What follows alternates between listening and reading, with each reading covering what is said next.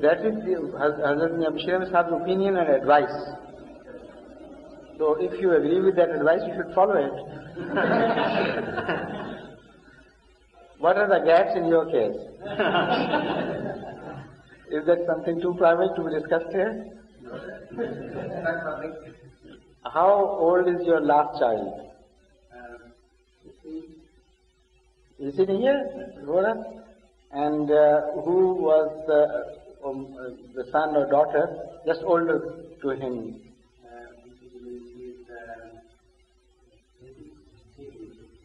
So you have been following that advice.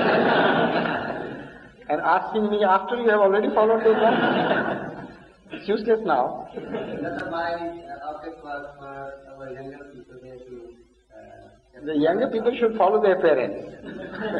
That is the general advice. If they are good, they should follow their parents, generally speaking.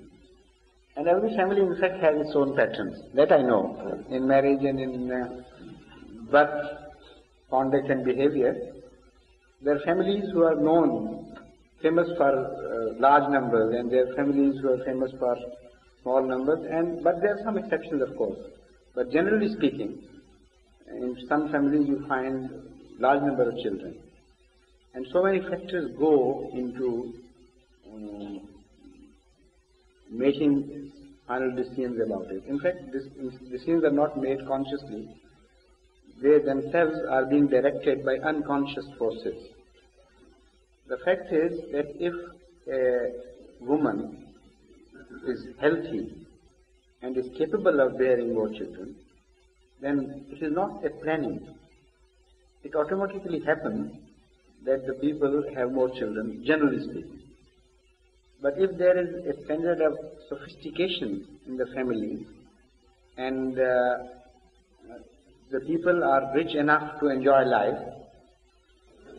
it works as a prohibitive against large families. So the common notion that the rich people should have large number of children and the poor should have less is exactly negated in the reality of life. What happens is the poor have large number of children and the rich have smaller number of children through a general thumb rule. Because they have means available to enjoy life and children are a hindrance to their freedom and liberty to enjoy life. And they tax their health and time. So they are intolerant of that. So these are the two groups, and in between there are so many shades. Nervous system also plays a very important role. Some women can tolerate 15 children around them under worst conditions of life and still they survive somehow. And I have seen some ladies whose nervous system broke down with just 2 noisy children. So again, the health is also a very important factor. And the culture of a country, the conditions of a country, how the houses are built, the economic standards and so everything. So there are so many factors which automatically decide these questions, and there are few people who do it intentionally in our part of the world.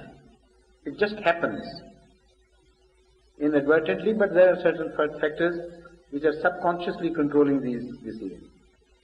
In this country, gradually, there has been a tendency towards smaller families. And the planning of this country also is motivated by the luxurious way of life. They do not want the standard to fall below and the new generation to claim right into the wealth so that the whole standard of the nation is lowered by their participation into their community wealth. That is the fear and the idea behind. And this is the only fear which has been negated by the Holy Quran and rejected. Birth control is permitted for reasons, many reasons, but not for this reason. If you fear shortage of food, shortage of wealth and resources, and then practice the birth control, then Allah Ta'ala rejects this. This is a crime.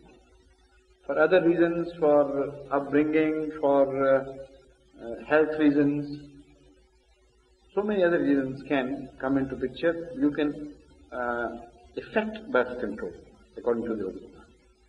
But for this, that is fearing that you will be nationally or individually, you will be left with less wealth, less food and less provision.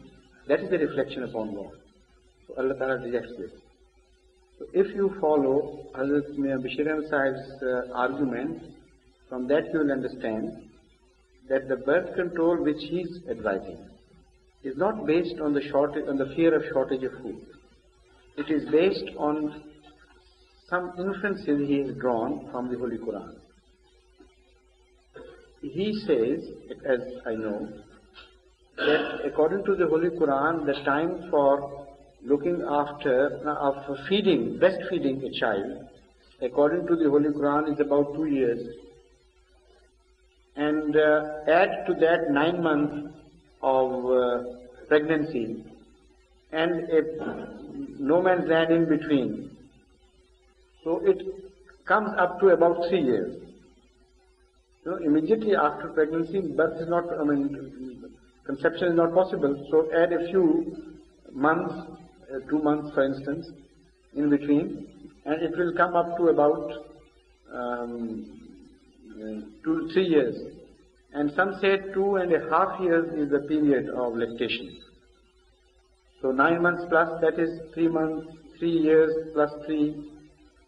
All this would make about the reasonable gap. Now that philosophy is based on the minimum. That is to say that Holy Quran is advising you not to go too fast. Behave reasonably and moderately, and if you want to pack up children from bumper to bumper, even then the space available for you is just 3 years. Shouldn't pack them too closely. But we see, generally speaking, in the poor countries particularly, people are completely regardless of even that advice. I have seen boys born or children born after 10 months of the first child. So that is not advisable for the reasons of health, in fact, and when the period of lactation is described, that is understood. This is what was inferred by Hazrat Mirza Bashir Ahmad. As far as the 5-year period is concerned, I don't know why he said it, or whether he based this on some tradition or some verse of the Holy Quran, or it was just an advice. I don't know.